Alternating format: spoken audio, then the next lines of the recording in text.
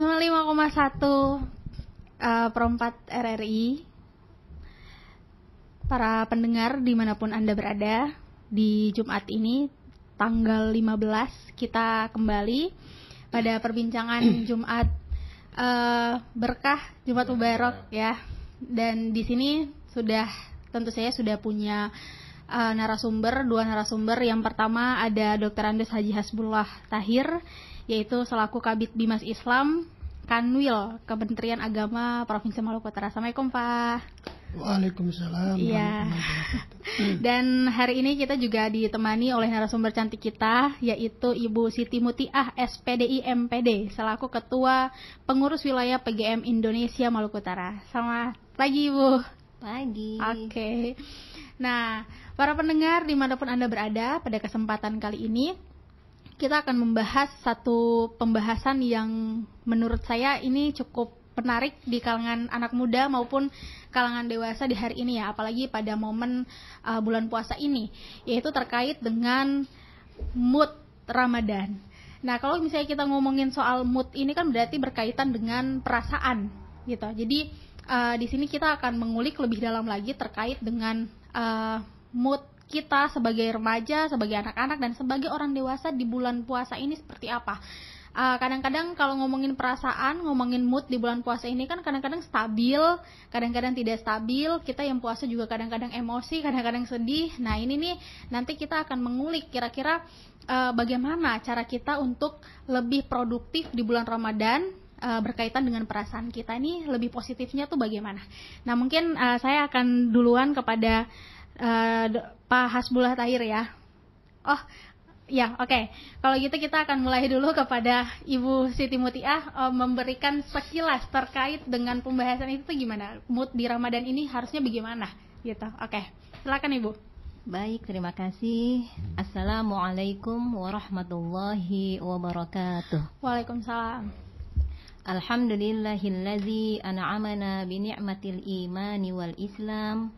Wassalatu wassalamu ala sayyidina Muhammadin khairil anam wa ala alihi wa ashabihi wa tabi'ihi ala dawam.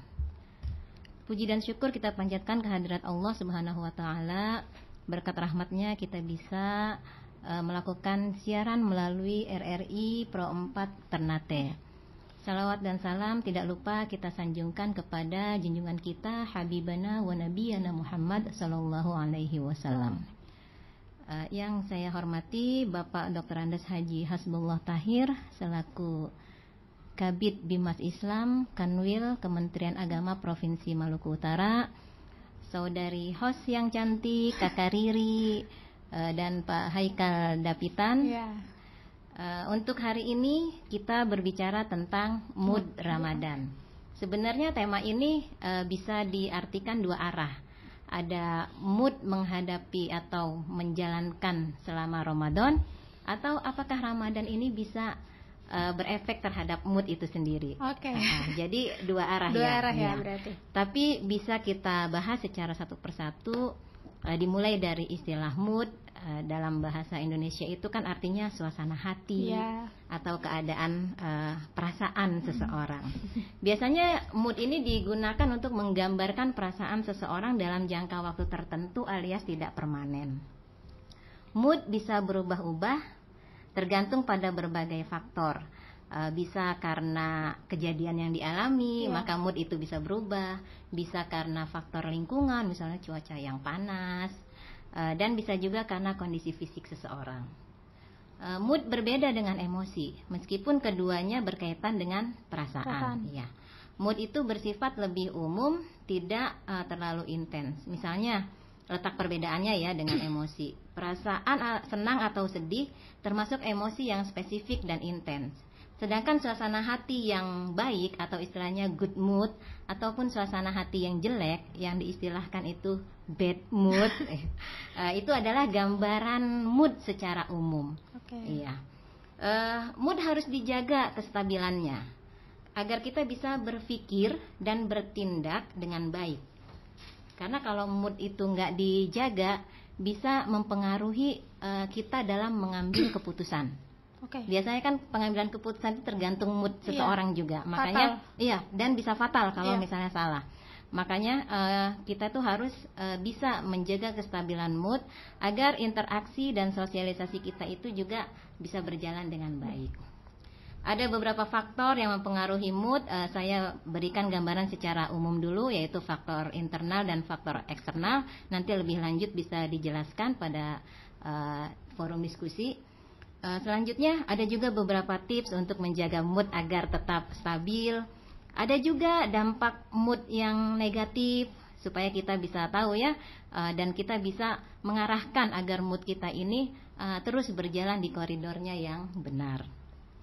Setelah kita mengetahui faktor-faktor yang mempengaruhi mood itu, maka kita akan berusaha mengantisipasi agar mood kita itu tetap stabil. Selanjutnya ada kata Ramadan. Nah, ini apa sih intervensi Ramadan bagi mood kita? Nah, itu kan itu yang jadi pertanyaannya. Intervensi Ramadan ini apa untuk mood kita? Kita ketahui bersama bulan Ramadan merupakan bulan yang penuh berkah, memiliki banyak keutamaan termasuk dalam hal kesehatan mental. Mood ini masalah kesehatan mental ya.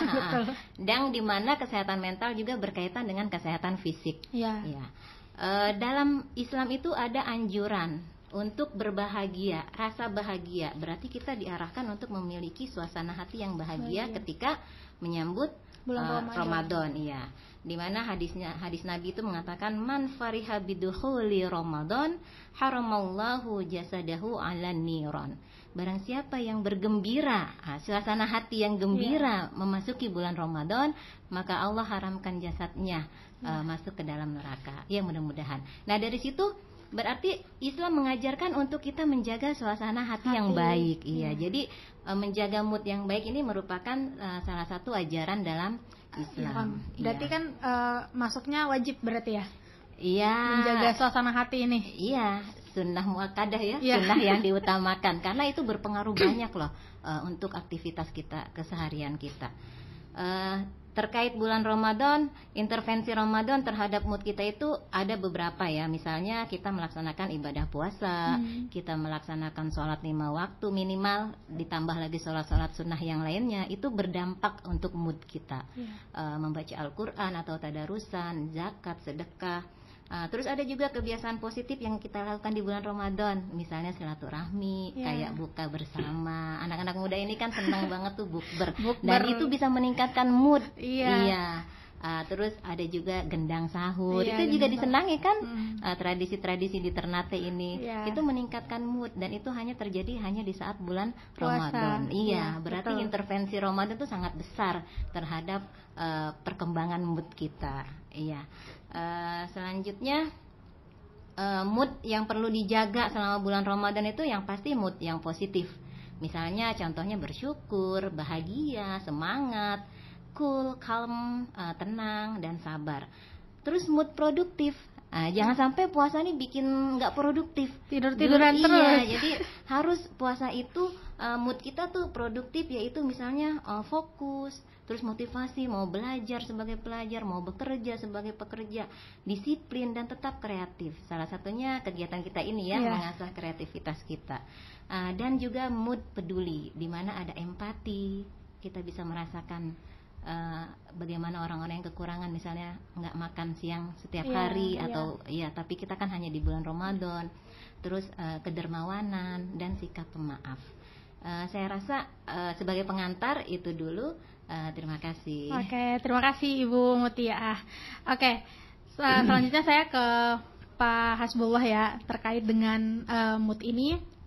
Tadi sudah disinggung mood pekerja ya, jadi harus lebih produktif. Nah, Bapak ini kan sebagai seorang pejabat di Kanwil, itu menjaga mood untuk tetap produktif bekerja sehari-hari dari Senin sampai Jumat itu bagaimana? Baik, terima kasih. Assalamualaikum warahmatullahi wabarakatuh. Waalaikumsalam warahmatullahi wabarakatuh. Jadi kita pahami bahwa puasa ini adalah sebuah ibadah. Ibadah ini membutuhkan ketaatan kita kepada Allah, yang mewajibkan kita untuk melaksanakan ibadah itu Allah Subhanahu wa taala ya. Karena itu maka sebagai umat yang sadar, dia harus melakukan semua ibadah termasuk ibadah puasa itu dengan hati yang penuh ikhlas. Betul. Kalau kita melaksanakan dengan ikhlas, maka akan mood kita menjadi stabil. Yang jadi masalah sekarang, kita orang yang berpuasa ini rata-rata kita berada pada kelas awam, sehingga kita masih merasa ibadah puasa ini sebagai sebuah beban. Padahal sebenarnya ini bukan beban, ini sesuatu yang biasa saja. Kalau kita jadikan ini sebagai sebuah ibadah, kita terima dengan gembira, dengan mood yang normal, maka semua akan kita jalani dengan bahkan sudah tidak terasa sudah buka puasa, tidak terasa sudah jam begini ya. Tapi ketika kita menganggap itu sebagai sebuah beban, mood kita tidak stabil, maka ya dimanapun kita berada, kita selalu merasa beban lama sampai bertanya-tanya jadinya. Iya, merasa begitu terbebani kan, terbebani. Tapi kalau kita nikmati, kita jalani, kalau misalnya kita lagi santai, lagi tidak ini, lalu kita zikir asyhadu an la ilaha illallah dan seterusnya, maka dengan sendirinya kita terbawa dengan situasi yang tanpa terasa sudah buka puasa, tanpa terasa sudah Idul Fitri, tanpa terasa 10 hari sudah berlalu ya. Sudah pada. Dan seperti itu. Tapi kalau memang kita jalan ini tidak dengan iman dan keikhlasan, maka akan kita itu bermasalah dengan mood tadi ya. Bermasalah dengan mood tadi. Padahal sebenarnya ini tidak ada sesuatu yang biasa, apalagi kalau kita tidak biasakan dari kecil ya, biasakan dari kecil. Memang ada orang yang tidak biasa dari kecil, begitu dia dewasa ini menjadi kewajiban, itu sesuatu yang sangat berat. Jadi harus dibiasakan dari kecil.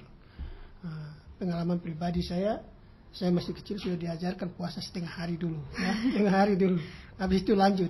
Dan alhamdulillah masih kecil kita sudah terbiasa dengan puasa. Itu datang bulan puasa kita menikmati. Apalagi kalau orang tua kita merasa bahwa kita bisa berpuasa, lalu dia siapkan sesuatu yang kita inginkan itu ya, mau buka apa.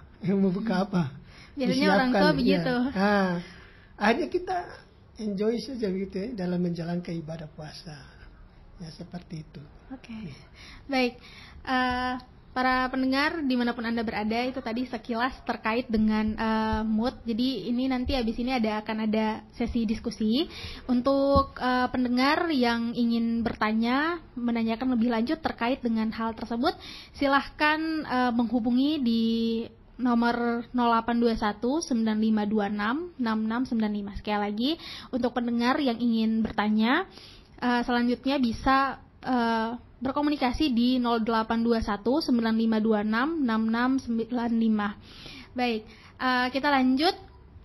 Tadi Ibu sudah menyinggung terkait dengan bahwa mood ini kan berpengaruh antara internal dan eksternal gitu ya. Jadi kadang-kadang nih kalau misalnya mood kita bagus, itu juga kadang berdampak kepada orang lain. Jadi orang lain nih bisa merasakan mood positif nih dari kita. Jadi akhirnya dia juga yang awalnya misalnya bad mood, tiba-tiba dia jadi good mood. Karena lawan mainnya ini nih punya mood yang bagus gitu.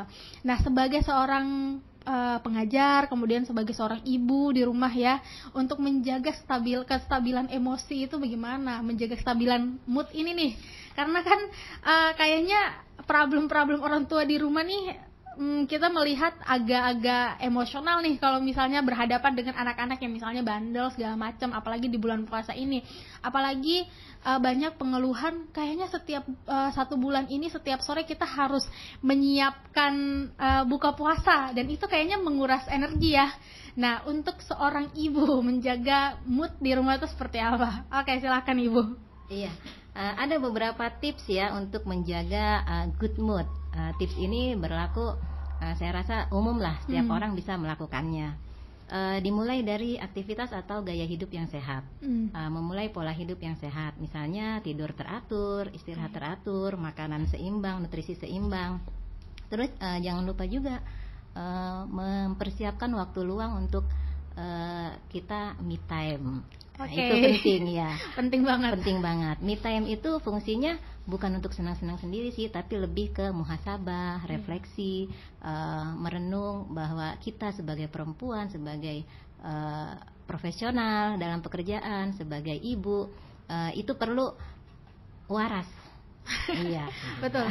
Perlu waras pemikirannya, waras emosi hatinya, dan waras juga moodnya. Caranya ya dengan relaksasi, misalnya relaksasinya, entah setiap orang pasti punya cara sendirilah untuk membangkitkan semangatnya kembali. Terus jangan lupa kita tuh kan punya ajaran agama. Ajaran agama itu harus terus tertanam di dalam diri kita. Misalnya bahwa segala sesuatu ini sudah perintah Allah, segala sesuatu yang kita hadapi ini merupakan takdir Allah. Nah itu perlu supaya kita tidak terlalu beban dengan hal-hal atau dengan kehidupan duniawi ini. Selanjutnya menciptakan hubungan sosial yang positif dengan sesama teman kerja, dan jika misalnya terdapat masalah, misalnya ada masalah, silakan bercerita kepada orang yang bisa dipercaya. Karena itu juga buat kami yang kaum perempuan yang harus mengeluarkan 20.000 kata dalam sehari, itu perlu untuk mencurahkan isi hati, tetapi harus dengan orang yang tepat. Iya. Betul. Selanjutnya tadi self care ya. Peduli dong dengan diri sendiri. Iya. Misalnya lakukanlah healing, kontak dengan alam, atau kalau ibu-ibu punya budget lebih, misalnya butuh untuk perawatan diri, itu juga sangat dianjurkan.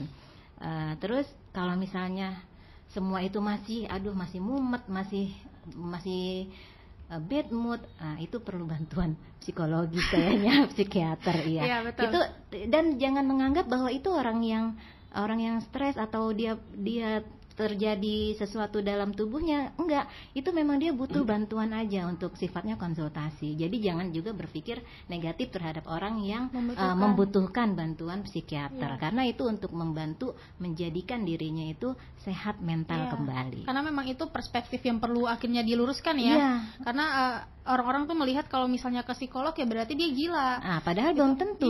Iya. Betul. Iya. Oke, itu tadi dari sisi perempuan ya. Kalau untuk dari Pak Hasbullah nih, Pak Hasbullah sebagai pimpinan, kemudian di bulan Ramadan ini berhadapan dengan berbagai macam karakter para pegawai di kantor, itu Pak Hasbullah sendiri menjaga moodnya bagaimana, serta menjaga agar mood pegawai ini tetap stabil gitu dalam pekerjaan dia sehari-hari. Silakan Pak. Betul, hidup ini penuh dengan dinamika. Betul. Begitu juga pekerjaan kita di perkantoran. Dan karena itu maka pemerintah mengatur jam kerja di bulan suci Ramadan ini. Itu maksudnya supaya kita menjaga stabilitas jiwa kita dalam melaksanakan ibadah puasa. Kadang-kadang di kantor itu ada yang tegang, ada yang riang gembira ya. Ada yang marah-marah tiba-tiba, mungkin karena masalah pribadi atau masalah tertumpuknya sebuah pekerjaan ya. Begitu biasanya ada temannya lain, puasa. Iya betul. Coba kontrol ya. Jadi intinya itu pengendalian diri ya. Kita mampu, orang yang hebat itu bukan orang yang punya kekuatan yang besar, yang punya fisik yang kuat, tapi orang hebat adalah orang yang mampu mengendalikan diri dalam berbagai macam situasi dan kondisi. Puasa ini sendiri mengajarkan kepada kita untuk bisa mampu mengendalikan diri kita dalam situasi dan kondisi yang berbeda-beda. Itu yang dibutuhkan ya. Kalau memang kita bisa seperti itu, kita termasuk orang yang luar biasa. Kita mendapatkan manfaat puasa yang sangat-sangat luar biasa, dan itu kita bisa bawa dalam kehidupan sehari-hari kita setelah kita selesai melaksanakan ibadah puasa. Jadi ini satu bulan ini betul-betul bulan yang namanya cukup banyak, bulan tarbiyah ya, bulan pendidikan, bulan latihan, bulan bagaimana membentuk diri kita supaya menjadi orang yang lebih baik. Bulan kesabaran. Ya, betul. Inilah yang dibutuhkan dalam suasana kita melaksanakan ibadah puasa. Sehingga kita enjoy saja. Begitu. Ada orang berpikir begini bahwa puasa ini tidak perlu kerja. Ya kan? Ada orang lagi berpikir bahwa puasa saya tidak bisa bekerja. Ini kan sangat individual ya. Tetapi sebenarnya dengan berpuasa kita juga melaksanakan aktivitas apa saja. Yang penting aktivitas itu tidak sampai mengurangi nilai puasa kita. Misalnya kita bekerja secara fisik sampai lelah sekali, capek, terus kita bilang ini kalau bagus ya saya begitu mandi sedikit menyegarkan tuh badan begitu. Itu sebenarnya kalau kita tujuannya untuk supaya badan kita menjadi segar, itu sudah tidak bagus. Tapi karena kita mandi, ini sudah waktu salat. Ya. Nah, kita selesai bekerja, bukan karena terlalu capek, terus kita mandi supaya lebih segar. Nah, tetapi karena sudah waktu salat, tuntutan ibadah tuntutan ibadah. Saya mandi membersihkan diri karena kita akan melaksanakan salat duhur dan lain sebagainya. Maka semuanya berjalan secara normal. Jadi intinya di situ pengendalian diri. Jadi kita dilatih untuk menghadapi berbagai macam situasi, berbagai macam tuntutan, berbagai macam pekerjaan dan lain sebagainya. Kita tetap pada kondisi yang stabil. Berarti kan intinya kata kuncinya adalah pengendalian diri. Dimana sebenarnya pengendalian diri itu kan adalah kesadaran dari kita masing-masing, antara pimpinan maupun para pegawai di bawah ya. Oke, baik. Ibu, kita ngomongin soal mood ini. Di bulan puasa ini kan ada beberapa orang itu kan sebenarnya ketika dia berbahagia itu adalah dengan cara dia berbagi, ya kan? Itu juga salah satu dari membangun rasa empati kita kepada orang banyak. Nah, cuman kadang-kadang kita nih suka tidak tahu caranya untuk membangun rasa empati kita itu bagaimana. Nah, dari Ibu sendiri, empati itu tuh terbangun tuh harusnya bagaimana sih supaya empati itu lebih tersalurkan lebih baik lagi, gitu? Iya, empati itu kan maknanya ikut merasakan. Iya. Ikut merasakan ini juga belum tentu atau tidak harus juga mengalami. Misalnya, misalnya nih, mohon maaf, misalnya kita melihat ada orang yang tidak bisa menemukan makanan setiap harinya, makan hanya 1 kali sehari. Untuk bisa empati kita nggak juga harus mengalami itu, misalnya betul. Di luar bulan puasa ya. Kalau puasa karena memang kita sedang berpuasa. Tetapi jiwa-jiwa empati itu bisa muncul dari yang pertama adalah proses pendidikan. Betul. Ya, di mana-mana unsur pendidikan itu pasti menjadi sesuatu yang paling utama. Kita bisa merasakan penderitaan orang lain itu walaupun tidak mengalami, tetapi dengan melihat. Karena kita memiliki kelembutan jiwa, karena kita memiliki dasar agama yang kuat, maka kita melihat saja pasti sudah tidak tega. Dari situ akan muncul empati. Kita menumbuhkan sifat sosial dalam diri kita, misalnya berkunjung ke panti asuhan. Dari situ kita akan timbul kesadaran untuk betapa beruntungnya anak-anak kita karena masih mempunyai orang tua yang lengkap. Jadi proses pendidikan yang membuat empati itu muncul. Makanya dalam proses pembelajaran ini bukan hanya semata-mata knowledge-nya ya, tetapi interpersonal di dalam dirinya itu juga akan terbangun. Harus terbangun. Selanjutnya adalah pengalaman. Jadi kalau orang itu bilang merantaulah agar engkau tahu dunia, itu benar. Karena dengan merantau kita tahu daerah tertentu, maka kita akan melihat suatu kondisi yang berbeda. Dari situ kita akan memiliki rasa empati yang luar biasa. Iya. Jadi itu beberapa cara untuk menimbulkan rasa empati kita. Terus selanjutnya ya, sebenarnya tanpa merasakan itu pun, kalau kita memang mendalami benar ajaran agama kita itu udah pasti punya rasa empati. Iya, karena di dalam Islam ini kan kelembutan jiwa, kesabaran, keikhlasan itu menjadi dasar yang utama dalam sebuah ajaran. Ya, Ibu rasa seperti itu. Oke, baik. Para pendengar dimanapun Anda berada, itu tadi sekilas dan lebih mendalam lagi ya terkait dengan mood hari ini. Sekali lagi untuk para pendengar yang ingin bertanya, berdiskusi dengan dua narasumber kita pada hari ini, silahkan menghubungi di nomor 0821 9526 6695. Sekali lagi di 0821 9526 6695. Oke, baik, kita lanjut kepada Pak Hasbullah ya. Bapak sebagai laki-laki tadi disinggung oleh Ibu Mutia bahwasannya perempuan itu kan sehari bisa mengeluarkan 20.000 kata ya.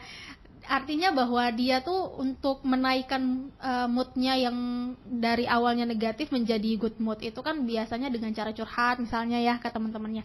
Sebagai laki-laki nih yang kayaknya untuk berbicara aja nih singkat banget, itu untuk membangun mood di hari puasa ini nih seperti apa? Jadi di dalam melaksanakan ibadah puasa ini ya kita harus betul-betul sebagai ibadah ya, ibadah kita tawakal, kita memang dalam kehidupan sehari-hari sering-sering kita mengalami hal-hal yang tiba-tiba menimbulkan perasaan yang tidak bagus lebih ya. Tetapi kalau kita perhatikan juga selama bulan suci Ramadan ini kos itu besar ya, kos itu besar, tapi orang tidak merasakan juga ya, tanpa terasa juga. Misalnya kalau tahun ini saja tiba-tiba beras naik segala macam, tiap hari kita punya konsumsi ini konsumsi kebutuhan di bulan puasa ini besar. Tetapi begitu ada satu keajaiban ya, ada keajaiban dalam bulan suci Ramadan. Ketika siang hari kita menginginkan sesuatu yang luar biasa, tapi begitu di sore hari baru seteguk air kita minum, itu semua perasaan yang tadi siang tadi itu rasanya rasa-rasa semua yang ada itu kita miliki, kita rasakan, kita ini tapi hilang dengan sendirinya. Itu kan kelebihan kita melaksanakan ibadah puasa. Jadi kalau ibadah puasa ini kita laksanakan dengan penuh iman, penuh perhitungan, dengan penuh pengendalian diri, maka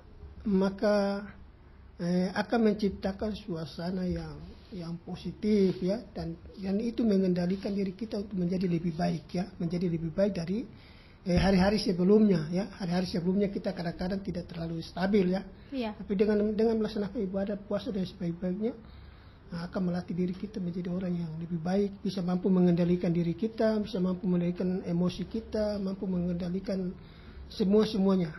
Kalau kita merasa bahwa puasa itu sebuah ibadah yang punya manfaat. Lain hal kalau kita menganggap puasa itu sebagai sebuah beban, ya, sebuah beban, pasti akan banyak masalah. Dan sepanjang Ahmad Al-Bar bilang hidup ini laksana panggung sandiwara. Panggung sandiwara kadang-kadang muncul, kadang hilang ya. Seperti orang main sandiwara itu tiba-tiba muncul sebagai perannya sebagai apa, tiba-tiba muncul lagi perannya sudah lainnya. Dan sepanjang itu pasti akan bagaimana kita memanage hidup kita ini menjadi lebih baik. Nah, puasa merupakan salah satu sarana untuk kita bisa menciptakan kualitas diri kita menjadi lebih baik lagi. Apakah itu dia laki-laki, perempuan, segala macam.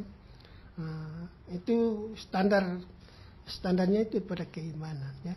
Jadi kalau orang yang imannya tinggi, mampu mengendalikan segala hal, maka biasa-biasa saja dia hadapi situasi kehidupan ini ya. Tetapi kalau kita imannya tipis, kadang-kadang cepat putus asa, merasa bahwa Tuhan ini tidak adil, ada perilaku tidak adil kepada diri kita dan lain sebagainya. Tapi kalau kita dengan ini, ya mungkin ini sebuah cobaan, mungkin ini sebuah latihan segala macam. Lalu kita kembalikan kepada yang di atas. Inna salati wa nusuki wa mahyaya wa mamati lillahi rabbil alamin. Insyaallah kita akan menjadi aman dalam berbagai macam situasi dan kondisi. Ya, saya notice juga tadi kata Pak Hisbullah itu kan bahwasanya kadang-kadang kita di bulan puasa ini paginya pengen makan apa, tiba-tiba di sore harinya tuh baru minum air putih aja kita udah kenyang gitu. Ini kan akhirnya mengambil satu kesimpulan bahwa di bulan Ramadan ini kayaknya kita harus melatih berbagai macam keinginan ya, untuk tidak terlalu punya banyak keinginan yang sebenarnya tidak terlalu penting dalam kehidupan kita. Justru malah kalau misalnya dalam bulan puasa itu kita punya banyak keinginan, pengen makan apa, pengen makan ini, beli pada saat buka puasa ternyata mubazir karena tidak termakan. Nah itu tadi memang betul di bulan puasa ini kita perlu untuk melatih diri kita agar menahan begitu banyak keinginan yang sebenarnya tidak terlalu penting dalam kehidupan kita. Baik, kepada Ibu Mutiah, saya ingin bertanya terkait dengan sosial sih sebenarnya. Terkait dengan sosial ini, kadang-kadang Ibu kalau misalnya ketemu sama orang, ini mood kita lagi bagus nih, terus ketemu sama orang yang ternyata bad mood, itu kayaknya agak ngeselin ya, agak bikin kesel gitu. Nah Ibu nih sebagai seorang pribadi personal, punya mood udah bagus, ketemu sama orang moodnya negatif, itu menghadapinya bagaimana? Karena ini kayaknya agak problem nih di kehidupan sosial kita. Silakan Ibu. Iya, Jadi sebenarnya setiap individu itu punya vibes-nya masing-masing. Betul. Ada yang memang orang tuh vibes-nya tuh positif, auranya tuh positif, ceria aja, happy aja. Tapi ada yang vibes-nya tuh mengeluh melulu gitu. Ada nggak? Iya. Jadi gimana nih caranya kalau kita ketemu orang kitanya lagi good mood, ketemu orang yang bad mood dan tidak bisa dihindari. Iya. Ya sudah, kita lakukan pendekatan sesuai kebutuhan kita, berinteraksi dengan dia itu sesuai kebutuhan saja, tidak usah terlalu dalam. Selanjutnya kalau memang dia ada tindakan lebih lanjut karena butuh mengeluarkan 20.000 kata misalnya, lalu kita punya waktu untuk mendengarkan sharingnya teman kita itu, ya alangkah bagusnya kita dengarkan, karena itu juga bagian dari ibadah, karena membantu orang juga menenangkan hatinya, meluangkan kesesakan di dalam dadanya, itu juga merupakan ibadah. Satu lagi ya, saya mau memberikan tambahan bahwa tadi kan judul kita ini kan sebenarnya dua arah kan, ada mood Ramadan, ada Ramadan untuk good mood gitu. Jadi ada manfaat puasa itu bagi kesehatan mental, dan memang puasa ini ditujukan untuk melatih agar mental kita itu menjadi lebih kuat, lebih baik, lebih positif. Salah satunya manfaatnya apa? Ya memperbaiki mood itu tadi. Karena saat kita puasa hormon stres itu menurun, hormon endorfin yang meningkat. Hormon endorfin itu hormon bahagia ya. Kita akan happy ketika membayangkan nanti buka puasa makan ini. Itu udah happy, ya kan? Ya, betul. Iya. Di samping di situ ada juga pelajaran bahwa kita bersyukur. Iya, jadi ada unsur ajaran agamanya ada, unsur jasmanianya juga yang kita rasakan juga ada. Dari situ aja satu aja udah meningkatkan hormon endorfin itu. Itu manfaat puasa bagi kesehatan mental. Yang kedua, meningkatkan kontrol diri, tadi sudah dibahas panjang oleh Pak Kabid. Karena kita menahan segala nafsu, mau nafsu lapar, nafsu haus, maka kita akan kontrol diri kita itu otomatis meningkat. Bahkan ketika misalnya ada orang yang ngajak berantem ibaratnya, kita cukup bilang saya sedang berpuasa. Itu orang tuh akan mundur, tidak akan melanjutkan pertengkarannya. Itu hadis Nabi ya. Padahal sesimpel itu ya. Sesimpel itu, cukup bilang saya sedang puasa. Maaf, saya sedang puasa. Ya mungkin itu juga bisa kita terapkan ketika menghadapi orang yang sedang bad mood. Oh iya betul. Jadi akhirnya dia tidak jadi membuang sampah-sampah emosinya kepada kita. Selanjutnya meningkatkan sense of self. Kita memahami diri kita sendiri, kita paham tentang diri kita, lalu kita berusaha untuk memenuhi kebutuhan jasmania dan batiniah diri kita. Man arafa nafsahu faqad arafa rabbahu. Itu ajaran agama. Siapa yang mengenal dirinya maka akan mengenal Tuhannya. Maka penting untuk mengenal diri kita sendiri. Yang terakhir, ini penting loh, proses peremajaan otak dan juga peremajaan body alias diri kita. Iya, bikin awet muda, forever young. Biasanya ibu-ibu tuh kan paling senang tuh begitu. Jadi ternyata puasa itu meremajakan otak kita, meremajakan pola pikir kita, juga meremajakan sel-sel di dalam tubuh kita. Jadi manfaat puasa itu bagus banget buat kesehatan mental. Ya, seperti itu Kakak Riri. Bagus sekali ya. Oke, ini terakhir untuk Pak Hasbullah ya. Saya pengen minta closing statement dari Bapak. Mungkin Bapak sebagai pimpinan mengarahkan masyarakat nih, apalagi kan di Bimas Islam, bimbingan masyarakat Islam di bulan puasa ini, mengarahkan masyarakat agar gimana dong caranya biar tetap bahagia, tetap self love nih, tetap mental kita tetap sehat di bulan puasa ini.